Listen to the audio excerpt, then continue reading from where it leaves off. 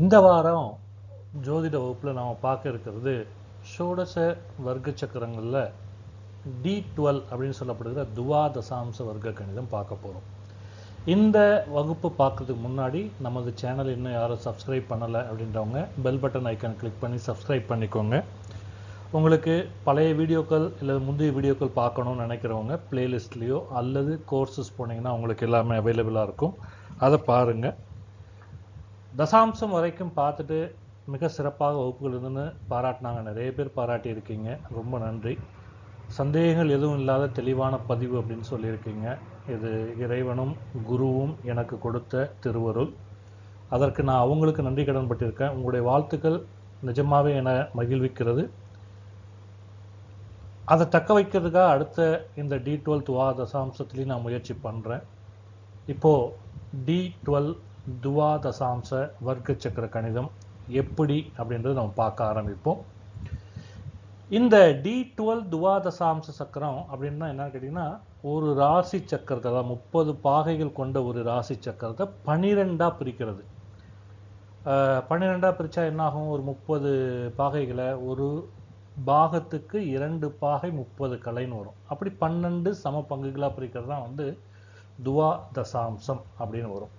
இந்த துவாதசாம்சம் ஏன் பார்க்கணும், என்னத்துக்கு முக்கியம் அப்படின்னு கேட்டிங்கன்னா, ஒரு ஜாதகருடைய முன்வழி தொடர்பு, அதாவது மூதாதையருடைய தொடர்பு, அது மரபணுக்கள் தொடர்பாக இருக்கலாம், ஆன்செஸ்டரல் தொடர்பாக இருக்கலாம், அவங்களுடைய பெற்றோர், அவங்களுடைய வாழ்ந்த வாழ்க்கை, இவர் பிறந்தனால அந்த மாற்றங்கள், இது எல்லாத்தையுமே சுட்டி காட்டக்கூடியதுன்னா துவாதசாம்ச சக்கரம். அது மட்டும் இல்லாமல் அவங்களுடைய அம்மா, அவங்க அப்பா, இவங்களை பற்றின ஒரு கர்ம வினை அவங்களோடது என்ன, அவங்களுக்கான ஆயுள், அவங்க மரபணு சார்ந்த பாக்கியங்கள் என்ன, இதெல்லாம் கூட இதை வச்சு நாம் கண்டுபிடிக்க முடியும். இதில் முக்கியமாக ஒன்று கவனிச்சுக்கணும், அவங்கவுங்க ஜாதகம்தான் அவங்கவுங்கள பற்றி முழுமையாக பேசும். இருந்தாலும் ஒருத்தவங்களுடைய ஜாதகத்தில் அவங்களுக்கு முன்வழி கர்மா என்ன அப்படின்ற அறியறதுக்காக மூதாதையர், அப்பா அம்மா உட்பட அவங்ககிட்ட வரக்கூடியது என்ன அப்படின்னு தெரிஞ்சுக்கிறதுக்காக இந்த சோடச வர்க்க கணிதத்தில் D12 துவாதசாம்சம் கொடுக்கப்பட்டிருக்கு. இது மிக முக்கியமான ஒன்றாகும். இது என்னன்னு டீட்டெயிலாக பார்க்கலாம். இதை வச்சு நிறைய விஷயங்கள் தெரிஞ்சுக்க முடியும். நாம் என்னென்ன தெரிஞ்சுக்கிறோம் அப்படின்னு முக்கியமான விஷயங்களை மட்டும் பார்க்க போகிறோம். இந்த துவாதசாம்சம் எப்படி அமைக்கப்படுகிறது அப்படின்னா, ஒரு ராசி கட்டத்தில் எந்த ஒரு கிரகம், ஏதோ ஒரு கிரகம் ஒரு ராசியில் உட்காந்துருக்கும் அல்லது லக்னம் இருக்கும்.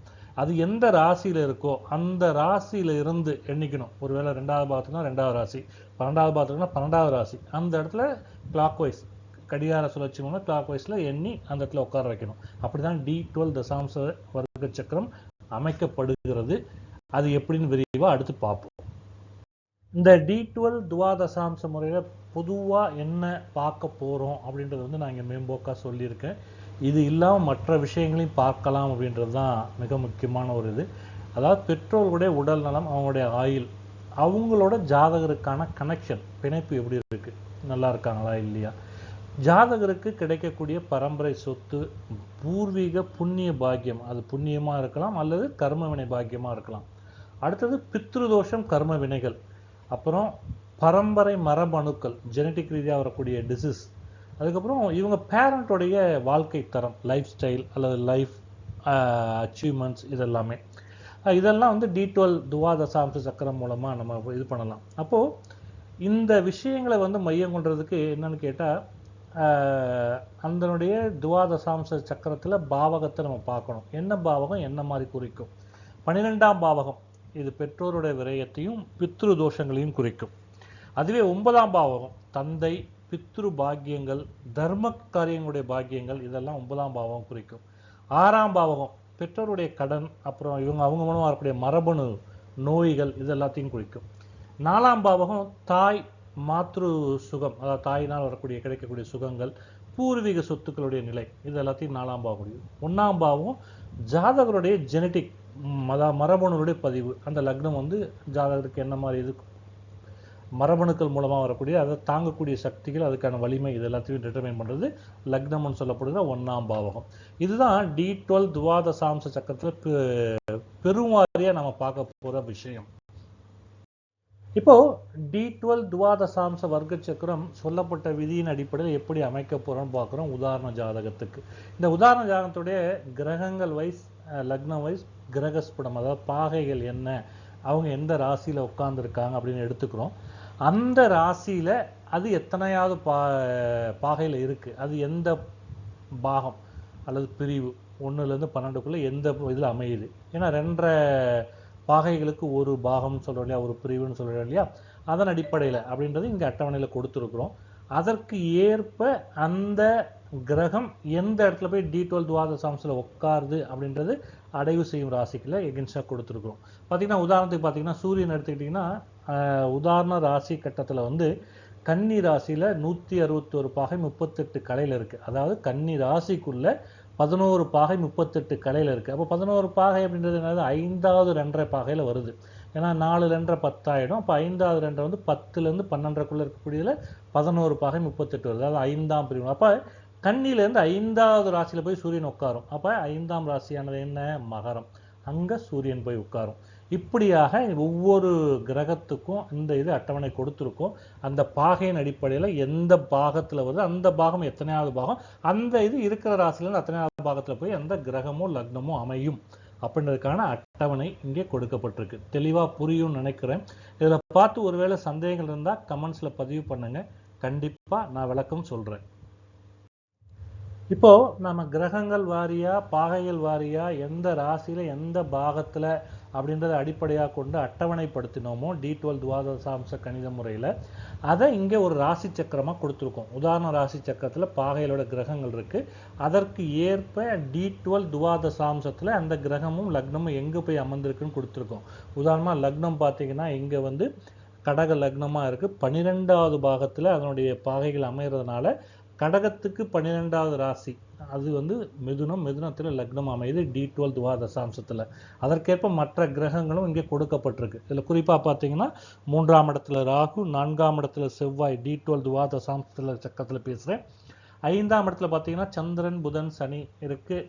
அப்புறம் 8ஆம் இடத்துல பார்த்தீங்கன்னா சூரியன், மாந்தி இருக்குது. 9ஆம் இடத்துல குரு, கேது இருக்குது. 12ஆம் இடத்துல சுக்கிரன் இருக்குது. ஆக இதுதான் வந்து D12 துவாதசாம்ச அமைப்பு கொடுக்கப்பட்டிருக்க உதாரண ராசி கட்டத்துக்கு.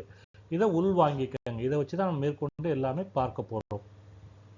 இப்போ ஒவ்வொரு சோடச வர்க்க கணிதம் பார்க்கும்போது அந்த சோடச வர்க்கத்தில் ஒவ்வொரு பாவகமும் என்ன மாதிரி காரகத்துவங்கள் வச்சிருக்குன்னு பார்த்தோம். அதே மாதிரி தான் இங்கே D12 துவாதசாம்ச வர்க்க சக்கரத்தில் 12 பாவகம் என்ன மாதிரி காரகத்துவங்களோட தொடர்புடையது. முதல் பாவகம் அதாவது லக்ன பாவகம், D12ஓட லக்ன பாவகம் ஜாதகருடைய மரபணு பதிவையும் அதனுடைய ஜாதகருடைய தொடக்கத்தையும் காமிக்கிறது. அதாவது உடல் ரீதியாக பெற்றோருடைய சாயல் கிடைக்குமா, முன்னோரோட ஆன்ம தொடர்பு கிடைக்குமா, அல்லது அவங்க மூலமாக ஆரம்ப கால வளர்ப்பு சூழலேருந்து என்ன இந்த ஜாதகர் எடுத்துக்கிறாரு, அந்த முறைகள்.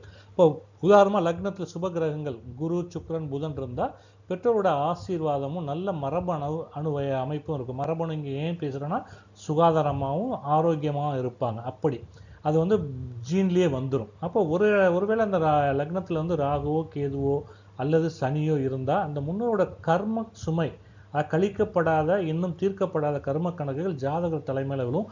அதையும் சேர்த்து ஜாதகர் அனுபவிக்க வேண்டிய நிலை வரும். அதனால தான் இந்த D12 துவாதசாம்சத்தினுடைய லக்ன அமைப்பு மிக மிக மிக முக்கியமானது.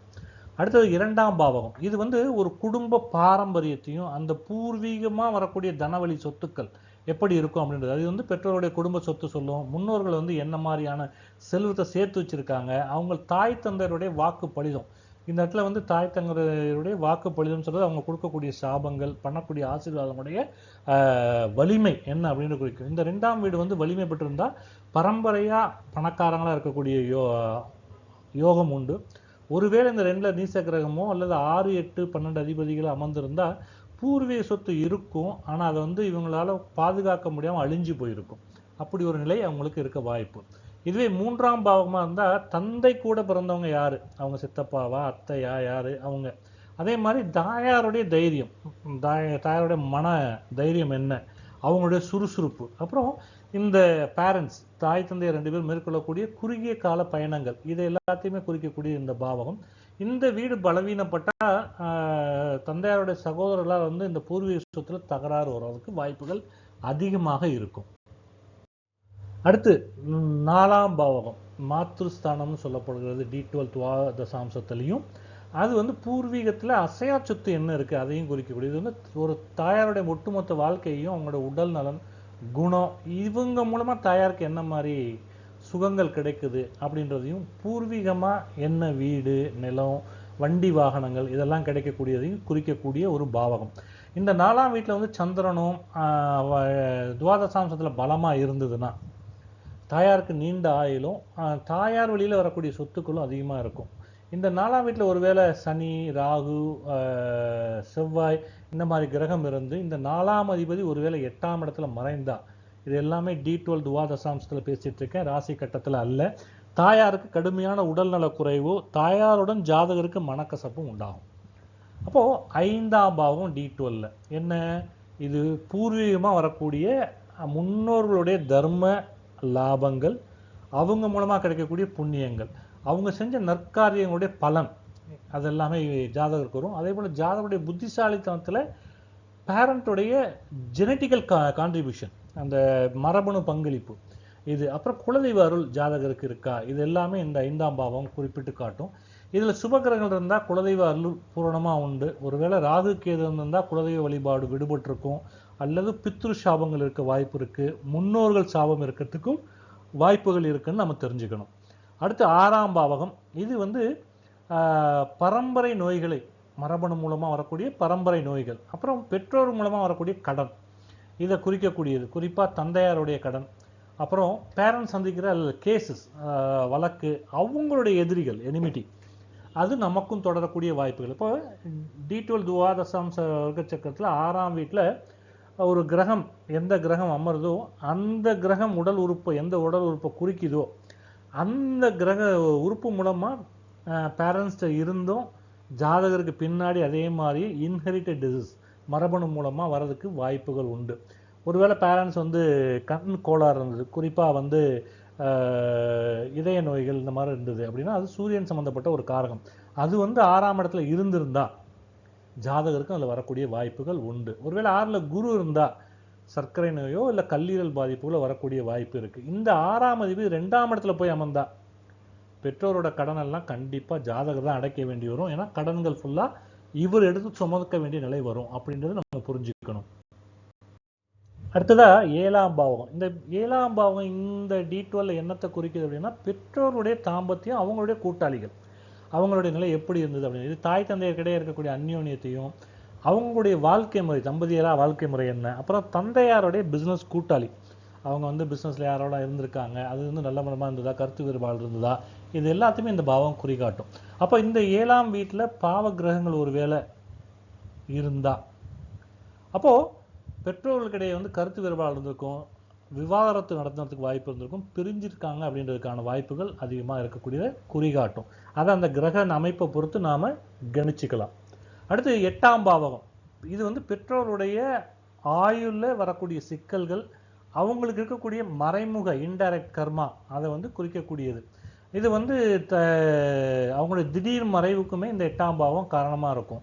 அப்புறம் பெற்றோருக்கு ஏற்படக்கூடிய அவமானங்கள், விபத்துகள், அப்புறம் பெற்றோர் மூலமாக கிடைக்கக்கூடிய உயில், பூர்வீக சொத்து சம்மந்தப்பட்ட உயில் சொத்துக்கள் எல்லாமே இந்த பாவம் குறிப்பிடும். அப்போ இந்த D12 8ஆம் வீட்டில் 9ஆம் அதிபதி ஒருவேளை இருந்தால் அது மறைஞ்சிருக்கும். அப்போ தந்தையார் வழியில் திடீர் இழப்புகளோ வேறு வகையான மன உளைச்சல்களோ இருக்கக்கூடிய வாய்ப்பு உண்டு. அதே 4ஆம் அதிபதி மறைஞ்சிருந்தால் தாயார் வழியில் திடீர் இழப்புகளோ மன உளைச்சல்களோ ஏற்பட வாய்ப்பு உண்டு. இந்த 8ஆம் அதிபதி ஒருவேளை சுப கிரகமாக இருந்து அவர் போய் 2ஆம் இடத்துலையோ அல்லது 4ஆம் இடத்துலையோ அமர்ந்திருந்தா எதிர்பாரா விதமாக பூர்வீக சொத்துல உயில் மூலமாகவோ அல்லது வேற ஒரு பாக பிரிவினை மூலமாகவோ கைக்கு வரக்கூடிய வாய்ப்புகள் உண்டு.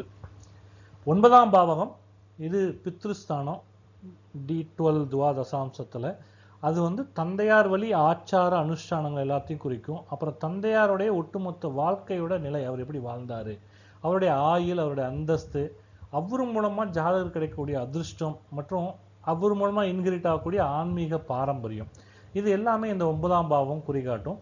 இந்த இடத்துல சூரியன் இருந்தால், அதுவும் சுபமாக இருந்திருந்தா, அதை சுபம்னா இந்த இடத்துல வந்து ஆட்சியோ உச்சமோ பெற்று குருவோட சுப பார்வையில் இருந்திருந்தால் குரு பார்வை எல்லாமே சுபந்தான், அதில் பாவ பார்வைன்னு இல்லை. குருவினுடைய பார்வையில் இருந்திருந்தால் தந்தையார் வந்து சமூகத்தில் ஒரு பெரிய அந்தஸ்தில் உயர்ந்த நிலையில் மற்றவங்களுக்கு வழிகாட்டியாக இருந்திருப்பார். மற்றவங்களுக்கு மட்டும் இல்லை, ஜாதகருக்கும் வழிகாட்டியாக இருப்பார். இந்த 9ஆம் அதிபதி ஒருவேளை 6ஆம் இடத்துலையோ 8ஆம் இடத்துலையோ அல்லது 12ஆம் இடத்துலையோ மறைந்து போய் அங்கே ராகு கேதுவோட சேர்ந்து இருந்தால் தந்தையாரோட ஆயுள் பாதிப்பு ஏற்பட வாய்ப்பு உண்டு, அல்லது குறைய வாய்ப்பு உண்டு, அல்லது தந்தையாரை விட்டு ஜாதகர் பிரிஞ்சு போகக்கூடிய சூழல் உருவாகும் அப்படின்றத ஞாபகத்தில் வச்சுக்கணும். அடுத்ததா 10ஆம் பாவகம். 10ஆம் பாவகம் அப்படின்றது வந்து தந்தையாரோட ஜீவனம் எப்படி இருந்தது, அவரோட தொழில் எப்படி இருந்துச்சு, சமூகத்தில் அவருக்கான கௌரவம் எப்படி இருந்துச்சு, பாரம்பரிய தொழில் அல்லது ஃபேமிலி பிஸ்னஸில் இருந்தாரா, அது ஜாதகருக்கு தொடருமா, இப்படின்றதெல்லாம் வந்து 10ஆம் பாவம் குறிக்கும். இந்த D12 துவாதசாம்ச சக்கரத்தில் 10ஆம் அதிபதி வலுவாக இருந்தார்னா ஜாதகர் தந்தையாரோட தொழிலையே எடுத்து ஃபேமிலி பிஸ்னஸை கண்டினியூஸாக நடத்தி லாபம் பெறக்கூடிய வாய்ப்பு இருக்கும். அதுவே 11ஆம் பாவகம், பெற்றோர் வந்து எவ்வளோ லாபம் சம்பாதிச்சாங்க, மூத்த சகோதரன் எப்படி இருக்கும் ஜாதகருக்கு, இது எல்லாத்தையும் குறிக்கக்கூடியது. இது வந்து தந்தையாரோட விருப்பங்கள் என்ன இருக்குது, அது நிறைவேறிச்சா இல்லையா, அவங்களோட தந்தையார் வழியில் மூத்த சொந்தங்கள் எப்படி இருக்காங்க அப்படியும் குறிகாட்டும் இந்த 11ஆம் பாவகம். இது வந்து பலம் பெற்றிருந்தா பெற்றோருடைய கனவுகள், ஆசைகள், விருப்பங்களை வந்து ஜாதகர் நனவாக்குவார். அதே நேரத்தில் 12ஆம் பாவகம், இந்த இடம் வந்து பித்ரு தோஷம், மற்றபடி பெற்றோர்களுக்கான விரயம், மோட்சம், இது எல்லாத்தையும் குறிக்கக்கூடிய பாவகம். அவங்களுக்கு ஏற்படக்கூடிய மருத்துவ செலவுகள், அவங்க நிம்மதியாக இருக்காங்களா, நிம்மதி இல்லாமல் இருக்காங்களா, அப்புறம் முன்னோருக்கு செய்ய வேண்டிய திதி கர்ம காரியங்கள் வந்து ஏதாவது பாக்கி இருக்கா, அவங்களுடைய ஆன்ம மோட்சங்கள், இப்படி எல்லாத்தையுமே குறிகாட்டக்கூடியது இந்த 12ஆம் பாவகம் D12. இந்த D12 12ஆம் வீட்டில் வந்து சூரியனோ அல்லது ராகு கேது அமர்ந்திருந்து 9ஆம் அதிபதியும் தொடர்பு பெற்றிருந்தா என்னன்னா, முன்னோருக்கு செய்ய வேண்டிய தர்ப்பணம் திதி முறையாக செய்யலை, அது வந்து பித்ருதோஷத்தை உறுதி செய்யுது அப்படின்னு கன்ஃபார்மாக எடுத்துக்கலாம். இதுதான் மொத்த 12 பாவ காரகத்துவங்கள் D12 துவாதசாம்ச வர்க்க சக்கரத்தில். பொதுவாக ராசி சக்கரத்தில் 4ஆம் வீடும் 9ஆம் வீடும் நல்லா இருக்கிற மாதிரி தெரிஞ்சாலும் இந்த D12 துவாதசாம்சத்தில் அந்த அதிபதிகள் கெட்டிருந்தா, அந்த 4ஆம் அதிபதியும் 9ஆம் அதிபதியும் D1 கெட்டிருந்தாங்கன்னா ஜாதகருக்கு பெற்றோருடைய சுகமோ அல்லது பெற்றோர் வழி பாக்கியங்களோ அல்லது பூர்வீக பாக்கியங்களோ எதுவுமே முழுமையாக கெட்டாது. அப்போது அதெல்லாம் தெளிவாக காட்டக்கூடியது எதுன்னு கேட்டிங்கன்னா D12 சொல்லப்படுகிற துவா தசாம்ச வர்க்க சக்கரம் தான். அதனால் இதை கம்ப்ளீட்டாக புரிஞ்சுக்கிட்டு இந்த பாவ காரகத்துக்குள்ள உள்வாங்கி பலன் சொல்ல தயாராகணும். 12 பாவங்களோட காரகத்துவங்கள் துவாதசாம்ச வர்க்க சக்கரத்துக்கு பார்த்தோம். இதில் கிரகங்கள், சூரியன் வந்து பித்ரு காரகனா தந்தையாரோட பாதிப்பு, தந்தையார் சொத்து வழி அல்லது அரசு வழி பூர்வீக சொத்து அல்லது பித்ரு தோஷம் இதை குறிகாட்டுறவராக இருக்கிறார், இது அவருடைய காரகத்துவம். அதுவே சந்திரனுடைய காரகத்துவம் மாத்திரு காரகன், தாய் வழி முன்னோர்களை குறிக்கக்கூடியவர், தாயார் வழி உடல் நலக்குறைவு, மன அமைதியின்மை, தாயார் வழி வரக்கூடிய சொத்து இழப்புகள் அல்லது லாபங்கள், இதெல்லாம் குறிகாட்டக்கூடிய காரகனாக சந்திரன் இருக்கார். இதே செவ்வாய் வந்து பூமி காரகன், சகோதர காரகனாக இருக்கக்கூடிய காரகன், அவர் வந்து பூர்வீக நிலங்கள் அல்லது பங்கு வினையில் வரக்கூடிய சொத்துக்கள், சகோதர பங்காளி சண்டைகள், இது எல்லாத்தையுமே குறிகாட்டுவார். அதே நேரத்தில் குரு குலதெய்வ ஆசி, பித்ரு ஆசிகள் இருக்கா இல்லையா அப்படின்னு சொல்லக்கூடிய காரகத்துவம் கொண்ட கிரகம். இது குலதெய்வ சாபம், வாரிசுகளுக்கு என்ன மாதிரியான தடைகள் இருக்கக்கூடியது, முன்னோர் ஆசைகளில் கிடைக்கக்கூடிய தடைகள் என்ன, இதெல்லாம் தெளிவாக குறிகாட்டக்கூடியது. அது மட்டும் இல்லாமல் தந்தையாரோட ஆயுள் அல்லது உடல் நலத்தை பார்த்தா 9ஆம் வீடு, 9ஆம் அதிபதி, அப்புறம் சூரியன், இவங்களை பார்க்கணும். அதுவே தாயார் வழி அந்த தாய்க்கான ஆயுள், அவங்க உடல் நலம், இதை பார்க்கணும்னா 4ஆம் வீடு, 4ஆம் அதிபதி, அப்புறம் சந்திரனை பார்க்கணும்.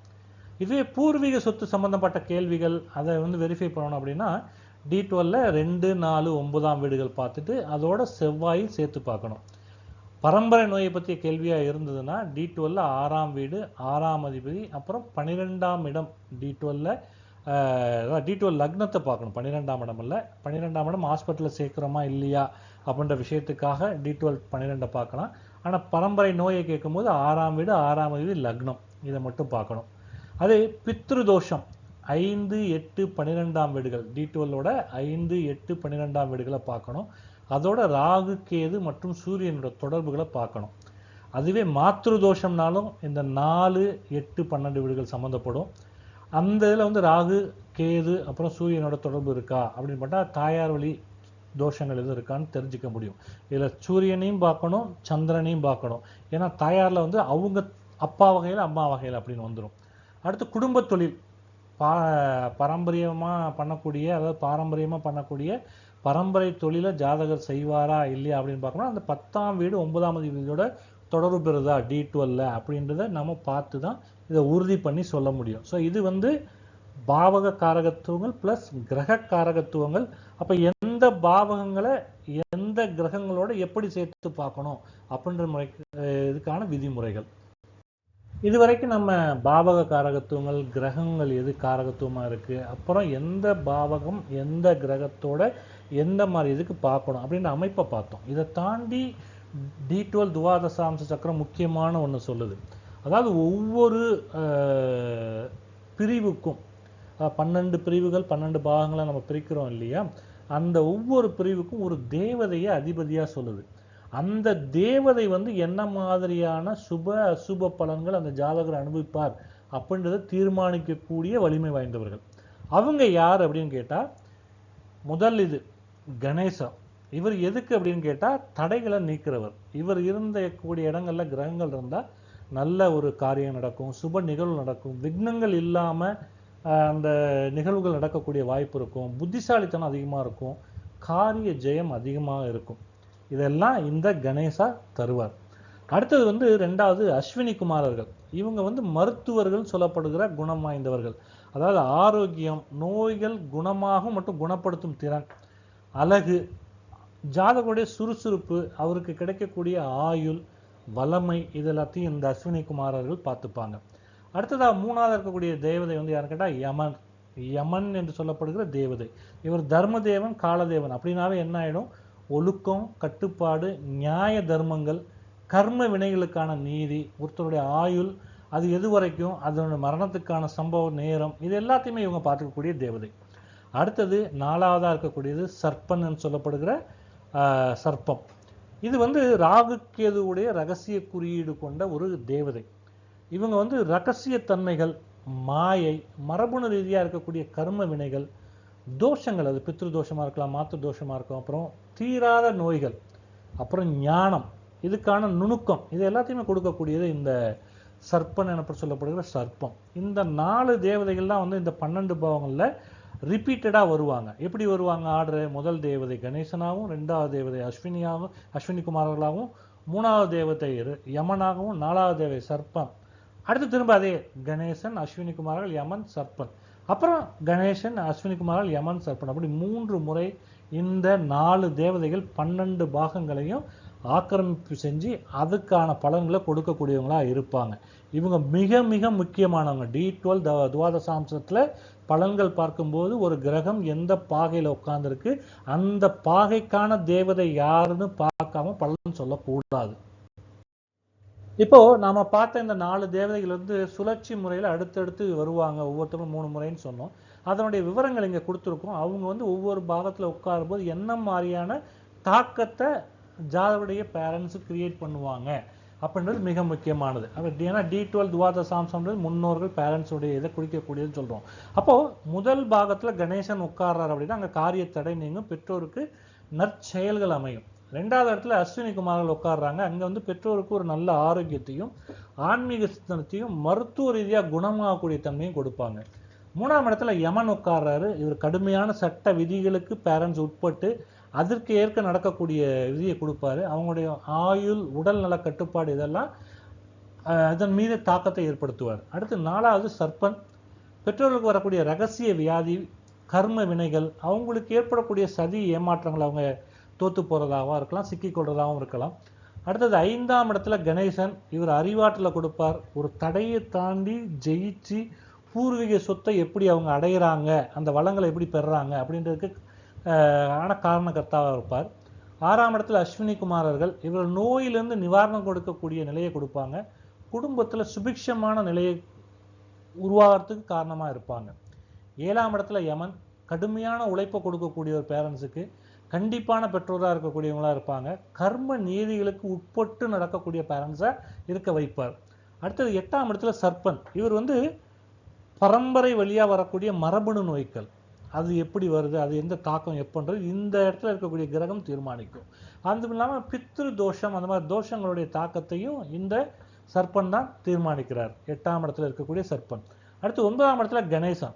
இந்த இடத்துல வந்து அவர் ஆன்மீக நன்மைகள், அப்புறம் ஒவ்வொரு சுப காரியம் எப்பெல்லாம் தொடங்குறீங்களோ அல்லது ஒரு காரியம் தொடங்குறீங்களோ அதற்கு சுபமான பலன்களை கொடுக்கக்கூடிய யோக அமைப்பை இவர் தான் தருவார்.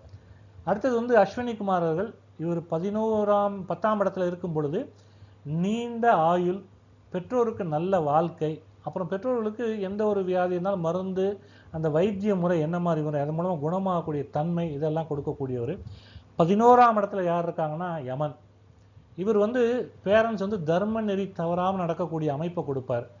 அவங்களுக்கான ஆயுள் ரகசியங்கள், ஆயுள் எப்போ முடியும், ஆயுளில் என்ன பாதிப்பு தரும், இதெல்லாமே இவர் தான் தீர்மானிப்பார். அடுத்து 12ஆம் இடத்துல சர்ப்பன்.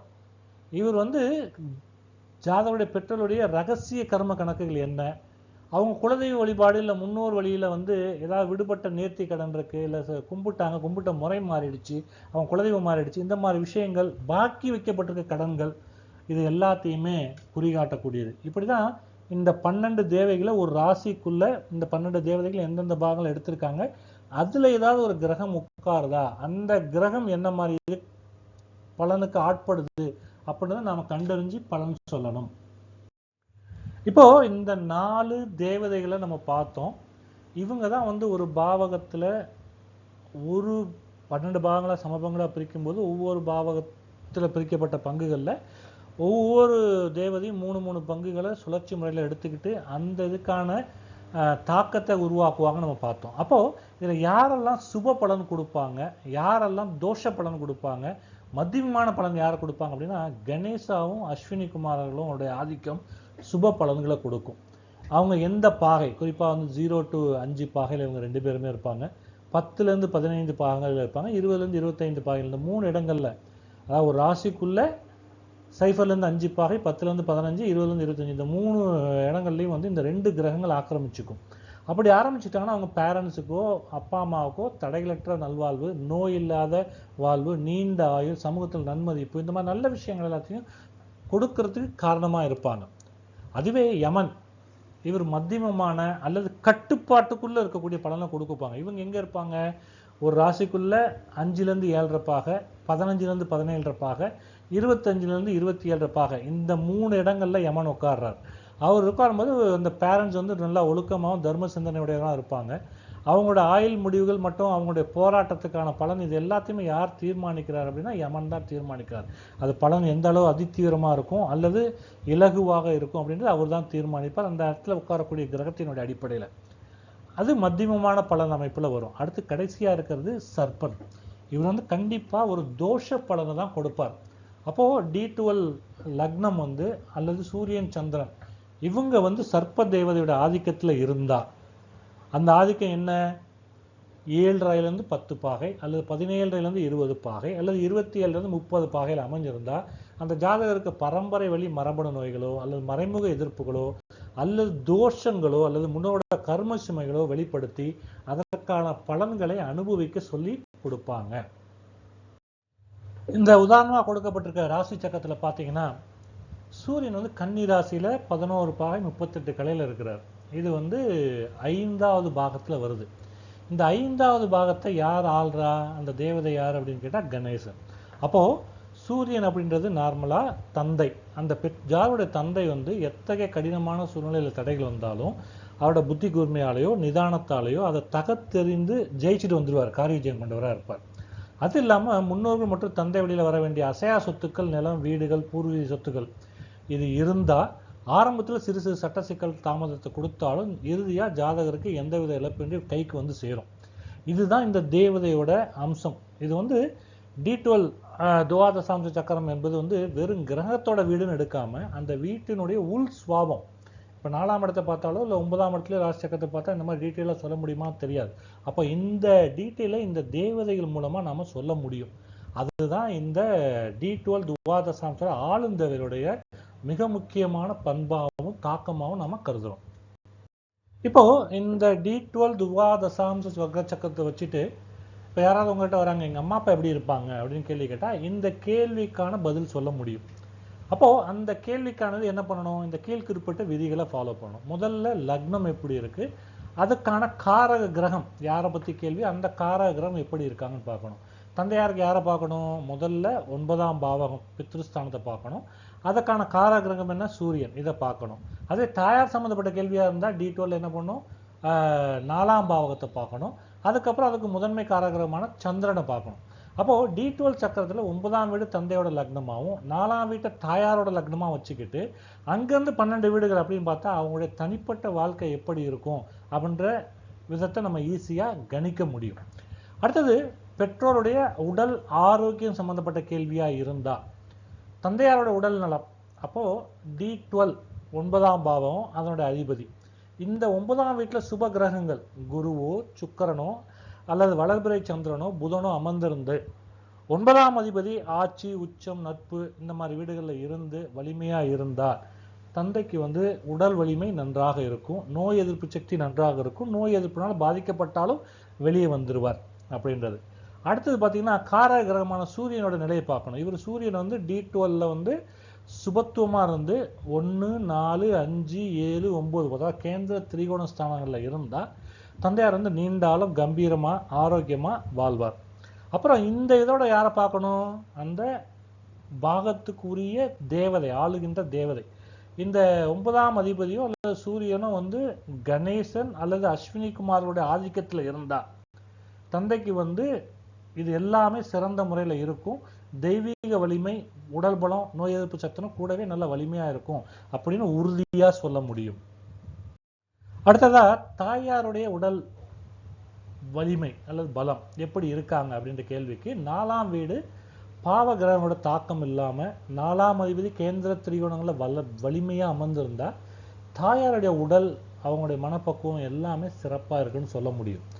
அதே நேரத்தில் சந்திரனுடைய நிலை, இது ரெண்டுமே D12 தான் பார்க்கணும். சந்திரன் ராகு கேது சனி செவ்வாய் இவங்களோட தொடர்பு இல்லாமல், சேர்க்கை இல்லாமல் சுப கிரகங்களுடைய பார்வையில் இருந்தால் தாயாருக்கும் நல்ல உடல் வலிமையும் மன அமைதியும் கிடைக்கணும் உண்மை அறுதிட்டு சொல்ல முடியும். அதே நேரத்தில் இவங்களை பற்றின நோய் நொடிகள், பரம்பரை வியாதி எதுவும் வருமா, அவங்களுக்கு எதுவும் பரம்பரை வியாதி இருக்கா அப்படின்ற விஷயத்தை சொல்ல போனால் இந்த D12 9ஆம் பாவகத்துக்கு 6ஆம் பாவகம், அதாவது D12 2ஆம் பாவகம் தந்தையாருடைய நோய்கள் மற்றும் பரம்பரை நோய்களை குறிக்கக்கூடியது இருக்கும். இதே தாயாருக்கு D12 4ஆம் பாவகத்துக்கு 6ஆம் பாவம், அது D12 9ஆம் பாவகம், அது அவங்களுடைய நோய்களை பற்றி அறியறதுக்கு உதவக்கூடிய பாவகமாகும். அப்போது D12 9ஆம் வீட்டுக்கு 6ஆம் இடம் 2ஆம் வீட்டில் அசுப கிரகங்கள் அமரக்கூடாது, அங்கேயும் சரி 9ஆம் வீட்டிலேயே அமரக்கூடாது. அமர்ந்தால் தந்தைக்கு நோய் நொடிகள் உண்டாகக்கூடிய வாய்ப்பு இருக்கும். இங்கே காரக கிரகமான சூரியனோட ராகுக்கு எது சேர்க்கை இருந்தால் இரத்த அழுத்தம், இதய கோளாறுகள், கண் நோய்கள், அல்லது காரக கிரகமான சூரியனோட சனி சேர்க்கை இருந்தால் எலும்பு தேய்மானம், நரம்பு தளர்ச்சி, நீண்டகால நோய்கள், நாள்பட்ட நோய்கள், குணமடையாது தொடர்ச்சியாக இருக்கும் அந்த மாதிரி நோய்கள். அப்புறம் இந்த காரக கிரகமான சூரியனோட செவ்வாய் சேர்க்கை இருந்தால் விபத்துகளோ அறுவை சிகிச்சைகள் செய்ய வேண்டிய சூழ்நிலையோ இரத்த கொதிப்போ இருக்கக்கூடிய அமைப்பு ஜாதகருக்கோ ஜாதகருடைய அப்பாவுக்கோ இருக்கும். இந்த இடத்துல இந்த 9ஆம் அதிபதி அல்லது சூரியன் சர்ப்ப தேவதையுடைய பாகையில் அமைந்திருந்தா ஜாதகருக்கு கண்டறிய முடியாத, இன்னதுன்னு சொல்ல முடியாத, இனம் புரியாத நோய்கள், ரகசிய நோய்கள் அல்லது விஷம் சம்பந்தப்பட்ட நோய்கள் இருக்கக்கூடிய வாய்ப்புகள் உண்டு. தாயாருக்கு என்ன மாதிரி நோய்கள் இருக்கும் அப்படின்னு பார்த்தீங்கன்னா நம்ம என்ன பண்றோம், D12 துவாதசாம்சத்துல 4ஆம் வீட்டுக்கு 6ஆம் வீடான 9ஆம் வீட்டில் இருக்கக்கூடியதை பார்க்கணும் தாயாருக்குன்னு சொல்றோம். அப்போ அந்த இடத்துல பாவகிரகங்கள் இருந்தாலும் 4ஆம் வீட்லையும் பாவகிரகங்கள் இருந்தால் தாயாருக்கு நோய்வாய்ப்படக்கூடிய வாய்ப்பு அதிகம். இங்கே காரகிரகமான சந்திரனோட ராகு கேது சேர்ந்திருந்தா மன அழுத்தம், ஹார்மோன் கோளாறுகள், கர்ப்பப்பை சார்ந்த பிரச்சனைகள், உடலில் நீர் சம்பந்தப்பட்ட எந்த நோய்கள் வேணாலும் அந்த நோய்கள் இதெல்லாமே இருக்கக்கூடிய வாய்ப்பு. அதே நேரத்தில் காரகிரகமான சந்திரனோட சனி சேர்க்கை பெற்றிருந்தா கடுமையான வாயு தொந்தரவு இருக்கிறதுக்கு, வாத நோய்கள் இருக்கிறதுக்கு, டிப்ரெஷன் சொல்லப்படுகிற மனச்சோர்வு இருக்கிறதுக்கு.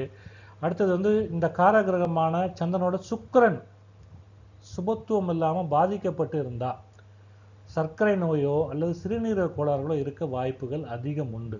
இப்படி தான் D12 துவாதசாம்ச வர்க்க சக்கரம் வச்சு தாயார் தந்தையாருக்கு நோய்கள் இருக்கா, அது பரம்பரை நோயா, இன்னொருக்கு இருக்கிறது வந்திருக்கா அப்படின்றதையும் அது ஜாதகருக்கு வருமானதையும் சொல்ல முடியும். இப்போ அடுத்ததாக வர்றது அம்மா அப்பாவுடைய ஆயுள். அப்போது தாயாருடைய ஆயுளுக்கு யாரை பார்க்கணும்? முதல்ல அந்த கிரகம் யமனுடைய ஆதிக்கத்தில் இருக்க பாகையில் இருக்கான்னு பார்க்கணும். அப்புறம் தாயாருடைய ஆயுள் பாவகம், இந்த 9ஆம் வீட்டுக்கு 8ஆம் வீடு தான் வந்து தாயாருடைய ஆயுள் பாவகம், அதாவது D12 4ஆம் வீடு. அப்புறம் இந்த 9ஆம் வீட்டுக்கு 2 மற்றும் 7ஆம் வீடு D12 அது, அதாவது 10ஆம் வீடு 3ஆம் வீடு, இது வந்து அந்த தந்தையாருடைய மாரகஸ்தானங்கள். அப்புறம் D12 9ஆம் அதிபதியும் 4ஆம் அதிபதியும் 9க்கு 8ஆம் அதிபதி சுபத்துவமாய் பலம் வாய்ந்திருந்தா 9க்கு மாரக அதிபதியான 10 3 பலவீனப்பட்டா தந்தை வந்து தீர்காயலோட 80+ இருப்பார். திரும்ப சொல்றேன், D12 9ஆம் அதிபதியும் 4ஆம் அதிபதி, ஏன் 4ஆம் அதிபதி 9க்கு 8, இவங்க சுபத்துவமா இருந்து பலமா இருக்காங்க. அப்புறம் 9க்கு மாரகஸ்தானம் எது? நம்ம 2ஆம் வீடு 7ஆம் வீடு சொன்னோம், அது என்னது? D12 10 3, அந்த வீடுகள் பலவீனப்படணும். பலவீனப்பட்டா தந்தை தீர்காயுலா 80 வயசுக்கு மேல இருப்பார். அதுவே இந்த 9ஆம் அதிபதி D12 6 8ல மறைஞ்சிருக்கார். காரகிரகமான சூரியன் வந்து சனி ராகுவால பீடிக்கப்பட்டிருக்கார். இந்த 9க்கு 8ஆம் அதிபதி, அதாவது 4ஆம் அதிபதி, அவரும் பலம் இல்லாம கெட்டு போயிருக்கார். அப்படின்னா தந்தைக்கு அல்ப ஆயுள் அல்லது மத்திய ஆயுள் இருக்க வாய்ப்பு, கண்டங்கள் மூலமாக உருவாகி அவருடைய ஆயுள் பாதிக்கப்பட வாய்ப்புகள் அப்படின்னு தெளிவா சொல்லலாம். தாயார் ஆயுளை பத்தினது இங்க வந்து எந்த தேவதையை பார்க்கணும்னா, சர்ப்ப ஆதிக்கம் உள்ள பாகையில என்ன கிரகம் இருக்கணும் பார்க்கணும். அந்த இடத்துல இந்த ஆயுள் பாவகத்தை பாதிக்கக்கூடிய கிரகம் அமரக்கூடாது. தந்தையாருக்கு எப்படி யமனை பார்த்தோமோ தாயாருக்கு சர்ப்பன் ஆதிக்கம் உள்ள பாகைகள். அப்போ தாயாரோட ஆயுள் பாவம் என்ன? 4ஆம் வீட்டுக்கு 8ஆம் வீடு, அதாவது D12 11ஆம் வீடு. அப்போ தாயாருடைய மாரகஸ்தானங்கள் என்ன? 4ஆம் வீட்டுக்கு 2 7, D12 5 10ஆம் வீடு. இது அப்போ என்ன ஆகும்? D12 4ஆம் அதிபதி ஸ்ட்ராங்கா இருக்கணும், 11ஆம் அதிபதி, ஏன்னா 4க்கு 8, அவரும் ஸ்ட்ராங்கா இருக்கணும். அப்புறம் காரகிரகமான சந்திரன் சுப கிரக பார்வையில வலிமை குறையாம இருக்கணும். அப்படி இருந்தா தாயாருக்கு நீண்ட ஆயுள். அந்த மாரகஸ்தானங்கள் சொல்லப்படுகிற D12 5 10 வந்து பலவீனமா இருக்கணும். இதுவே அல்பாயுள் மத்திய ஆயுள் தாயாருக்கு அப்படின்னா 4ஆம் அதிபதியும் காரகிரகமான சந்திரனும் D12 8 12ல மறைஞ்சிருக்கும். அதே நேரத்தில் 4க்கு 8ஆம் அதிபதியான 11ஆம் அதிபதியும் பாதிக்கப்பட்டு இருந்தா தாயாருக்கு ஆயுள் தோஷம், அல்பாயுளா இருக்கலாம், மத்தியம ஆயுளா இருக்கலாம், கண்டங்கள் உருவாகி பாதிக்கப்படும் அப்படின்றது சொல்ல முடியும். இதுதான் D1க்கும் D12க்கும் உள்ள வித்தியாசம். அதாவது D1ல பார்த்தீங்கன்னா பெற்றோருடைய தனிப்பட்ட ஆயுள், அதாவது அவங்களோட ஆரோக்கிய பின்னடை வந்து துல்லியமா சொல்றதுக்கு முடியாது. ஆனா வேற D12 வந்து பார்த்தீங்கன்னா இந்த பாவத் பாவகம், அதாவது பாவகத்துக்கு பாவகம் இன்னொரு பாவகம், அந்த விதிகளை சேர்த்து இந்த தேவதைகள் எந்த பாகப்பிரிவில் இருக்காங்க, பாகையில் இருக்காங்க அப்படின்னு அதையும் ஆராய்ச்சி செய்யும்போது இது ஓரளவு துல்லியமா சொல்ல முடியும். இதை விட துல்லியம் அவர்களுடைய தனிப்பட்ட ஜாதகம். ஆனா வேற வழியில் சொல்லணும் போது இது ஓரளவு துல்லியமாக சொல்ல முடியும். பொதுவா D12 துவாதசாந்த சக்கரத்துல சந்திரன் எங்க இருக்காங்க, அவர் 12ல மறைஞ்சிருக்காரு, ராகு கேதுவால பாதிக்கப்பட்டிருக்காரு, அவர் சர்ப்ப தேவதையோட பாகைகள், அதாவது 7 to 10 இல்லை 17 to 20 அல்லது 27 to 30 இருந்திருக்காரு அப்படின்னா தாயாருக்கு தீராத நோய் இல்லை ஆயுள் குறைபாடு உருவாகும் அப்படின்னு சொல்லலாம். அதுவே D12 சூரியன் 8ஆம் வீடு, அதாவது என்ன வீடு? 9க்கு 8ஆம் வீடு, அந்த வீட்டில் மறைஞ்சிருக்காரு, சனியினுடைய பார்வையில் இருக்கிறாரு, யமன் தேவதையோட ஆதிக்கத்தில் அந்த பாகைகள் என்ன 5க்கு 7.5, 15க்கு 17.5, 25 to 27 இருக்காரு. அப்படி இருந்தால் தந்தைக்கு கடுமையான நோய், ஆயுள் குறைபாடுகள் இதெல்லாம் அந்த குறிப்பிட்ட தசாபுத்தியில ஏற்படும். இது இருந்தாவே ஏற்படல, அந்த தசாபுத்தி இயங்கும் போதுதான் ஏற்படும்ன்றது ஞாபகத்தில் வச்சு சொல்லணும். அடுத்ததா நம்ம பார்க்கறது D12 பிராரப்த மற்றும் பித்ரு கர்மாக்கள். பிராரப்த கர்மா அல்லது பித்ரு கர்மாக்கள் இது எப்படி வருது, அது இருக்கா இல்லையா அப்படின்னு பார்க்க. அதுக்கு என்ன பண்ணணும்? D12 முதல்ல என்ன பார்க்கணும்னா D12 லக்னம். இதுதான் வந்து ஜாதகருக்கு ஆத்ம பலம், அவங்க பிறவியோட நோக்கம், அவங்களோட பிராரப்தம் என்னன்னு சொல்லும். அடுத்தது வந்து D12 5ஆம் பாவம், அவங்களோட பூர்வ புண்ணியஸ்தானம், முந்தைய நல்வினைகளா அல்லது இருக்கா தீவினைகளா இருக்கா அப்படின்றது. அடுத்து D12 8ஆம் பாவம், இந்த கர்ம வினைகள் வெளிப்படக்கூடியது, வெளிப்பாடு, ஆயுள்ல பாதிப்பு இருக்கா இல்லையா, அவங்களுக்கான ரகசிய துயரங்கள் கண்டங்கள் இருக்கா அப்படின்றத சுட்டி காட்டக்கூடியது. அடுத்தது D12 10ஆம் பாவம், இந்த ஜாதகர் செய்கிற கர்ம யோகம், அவங்களோட இப்போதைய ஆக்ஷன் ரெட்ரிபியூஷன்லாம் என்ன பண்ண போகுது அப்படின்றது. அடுத்தது D12 12ஆம் பாவம், பிராரப்த கர்மாவோட நிவர்த்தி, அது நிவர்த்தி ஆயிடுச்சா இல்லை இன்னும் கண்டினியூ ஆகுதா, அது அவங்களுடைய மோட்ச யோகம், அவங்களுடைய கடைசி காலம், இது எல்லாத்தையும் குறிப்பிடக்கூடியது. அடுத்தது ரெண்டாவதா என்ன பார்க்க போறோம், முன்னோர்கள் வழியில வரக்கூடிய கர்ம வினை, அது வந்து நல்வினையா தீவினையா.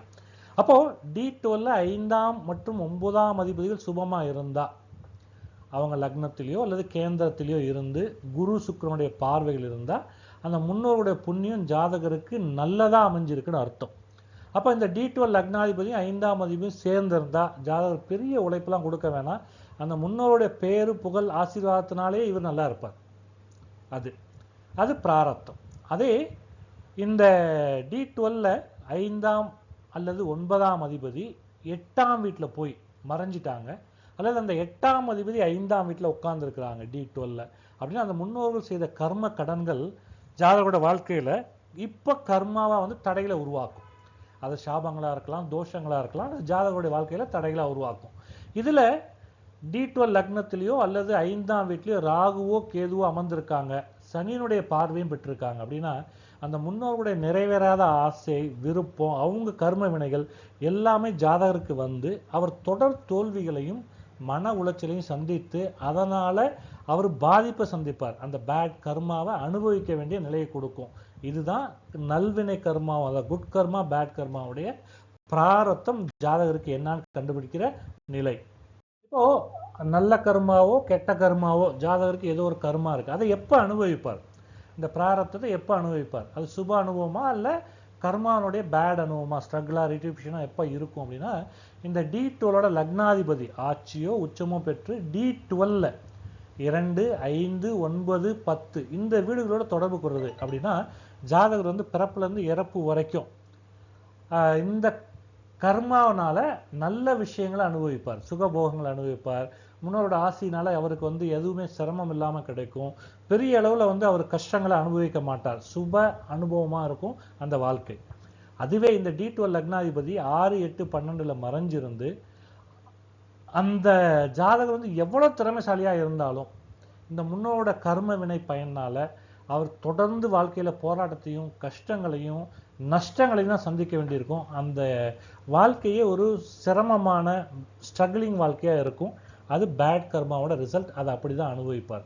அப்போ இந்த மாதிரி ஒரு நிலையில ஜாதகருடைய இறுதி காலம் அல்லது மோட்சம் எப்படி இருக்கும் அப்படின்னா, 12 சுபகிரகங்கள் இருந்தா, அதாவது D12 12ஆம் இடத்துல குருவோ சுக்கிரனோ அல்லது வளர்பிறை சந்திரனோ அமர்ந்திருந்தா ஜாதகருடைய கடைசி காலம் வந்து கொஞ்சம் நிம்மதியா, படுக்கையில விழாம, நைட் தூங்கினாருப்பா எந்திரிக்கல இறந்துட்டாரு, நல்ல சாவு அப்படின்ற மாதிரி ஒரு இதுல இருக்கும். அது இல்லாம கடைசி காலம் வந்து ஆன்மீக ஈடுபாடு அதிகமாக இருக்கும். அப்புறம் இந்த 8ஆம் பாவத்துடைய சுபத்தன்மை 12ஆம் துவாதசாம்ச வர்க்க சக்கரத்துல 8ஆம் வீட்டை வந்து சுப கிரகம் பார்க்குது அப்படின்னா, கடைசி காலத்துல இவருக்கு பெருசா நோய் நொடிகள்லாம் இல்லாம சுற்றத்தார் பக்கத்துல இருக்க அமைதியான மரணம் சம்பவக்கூடிய வாய்ப்பு இருக்கும். இதே 8, 12 பாவ கிரகங்கள் இருந்தா, அதாவது D12 8 அல்லது 12ஆம் இடத்துல சனியோ ராகுவோ கேதுவோ அல்லது செவ்வாயோ இருந்து D12 லக்னாதிபதி பலவீனமா இருந்தா ஜாதகர் கடைசி காலத்துல வந்து படுத்த படுக்கையா இருந்தோ அல்லது நோய் பாதிப்புகள் அதிகமா இருந்தோ அல்லது உறவினர்கள் வந்து ஒதுக்கியோ அவரு இறந்து போக வாய்ப்பு இருக்கும். இதுவே D12 12ஆம் வீட்டுல கேது அமர்ந்திருந்தா ஜாதகர் கடைசி காலத்துல லௌகீக வாழ்க்கையெல்லாம் முற்றிலும் வேணான்ட்டு ஆன்மீக சம்பந்தப்பட்டு இருப்பார். அந்த மாதிரி இருக்கக்கூடிய அமைப்புகள் இருக்கும். இதுதான் ஜாதகருடைய இறுதி காலம் மற்றும் மோட்ச நிலையை குறிக்கக்கூடிய கிரக மற்றும் கர்ம வினைகளுடைய தாக்கமா இருக்கும்.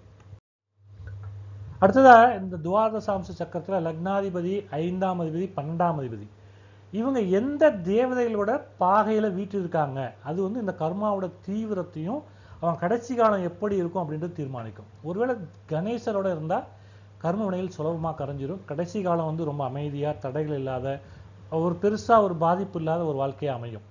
இதுவே அஸ்வினி குமார்களா இருந்தாலும் அவங்களோடது முன்னோரோட நல்லாசை கிடைச்சி கடைசி காலத்துல நல்ல ஆரோக்கியமும் நல்லா சுகமா இருந்தா, கடைசி வரைக்கும் நல்லா இருந்தா இருப்பா அப்படின்ற மாதிரி ஒரு நிலையையும் கொடுக்கக்கூடியது. அதுவே யமனுடைய ஆதிக்கத்துல இருந்தாங்கன்னா கடுமையான கர்ம கணக்குகள் கஷ்டப்படக்கூடியது இருக்கும், நோய் நொடிகள் இருக்கலாம் கடைசி காலத்துல. அந்த நேரத்தில் சிக்கலான ஒரு வாழ்க்கை முறையை, தன்னுடைய வாழ்க்கை முறையை இதை தாண்டி அல்லது இது பண்ணாமல் அந்த வேதனையை அனுபவிச்சுட்டு அந்த இதுக்குள்ளேயே இருக்க வேண்டிய நிலை, கட்டுக்குள்ளே இருக்க வேண்டிய நிலையும் இருக்கும். இதே சர்ப்பன் பாகையில் இருந்தால் இந்த கர்ம பாதிப்புகள் மிக கடுமையாக இருக்கும், மன போராட்டம் இருக்கும், ஏமாற்றங்கள். இவங்கெல்லாம் இவங்க பார்த்துப்பாங்க, பிள்ளைங்க பார்த்துக்கும், மற்றவங்க பார்த்துப்பாங்க, ஆனால் அப்படின்னு எதிர்பார்த்து ஏமாந்து போகிறது, அமைதி இல்லாத ஒரு வாழ்க்கை, இறுதி காலம் வந்து ரொம்ப மோசமாக இருக்கும். இந்த மாதிரி நிலைகளை வந்து இந்த தேவதைகள் கொடுப்பாங்க. அப்போ இதையும் நம்ம கணக்கில் எடுத்துக்கிட்டு தான் சொல்லணும். அது பெற்றோருக்காக இருந்தாலும் சரி, ஜாதகருக்காக இருந்தாலும் சரி. அப்போது பொதுவாக இந்த D12 துவாதசாம்ச சக்கரன்றது ஒரு ஆன்மாவோட கர்ம பயணத்தை குறிகாட்டக்கூடிய வழிகாட்டி.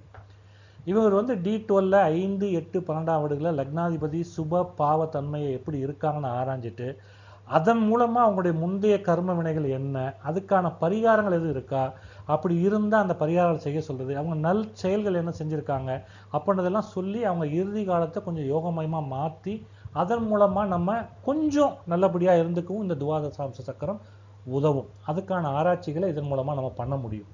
இப்போ இந்த வார வகுப்பு இதோட நிறைவு பெறுது. இன்னும் அடுத்த வாரம் இதனுடைய பகுதி தொடரும். அதுல நம்ம முன்னோர்கள் சொத்துக்கள் நம்மளுக்கு ஜாதகருக்கு கிடைக்குமா, அல்லது வேறு என்ன வகையான இது துவாதசாம்சம் கொண்டு ஆராயலாம், பித்ரு தோஷங்கள் கர்ம காரியங்கள் வந்து என்ன மாதிரி இன்னும் லெஃப்ட் ஓவர்ஸ் இருக்கு, இது எல்லாத்தையுமே நம்ம அடுத்ததுல இன்னும் கொஞ்சம் விரிவா பார்க்கலாம். அதுவரை நன்றி, வணக்கம். மறக்காம உங்களுடைய கமெண்ட்ஸுகளை கமெண்ட் செக்ஷன் பகுதியில் பதிவிடுங்க. சந்தேகங்கள் எதுவும் இருந்தாலும் பதிவிடுங்க. நிச்சயமா 24 மணி நேரத்துக்குள்ள நான் அதுக்கான பதிலை அளிக்கிறேன். நன்றி. மீண்டும் அடுத்த வாரம் சந்திப்போம். வணக்கம்.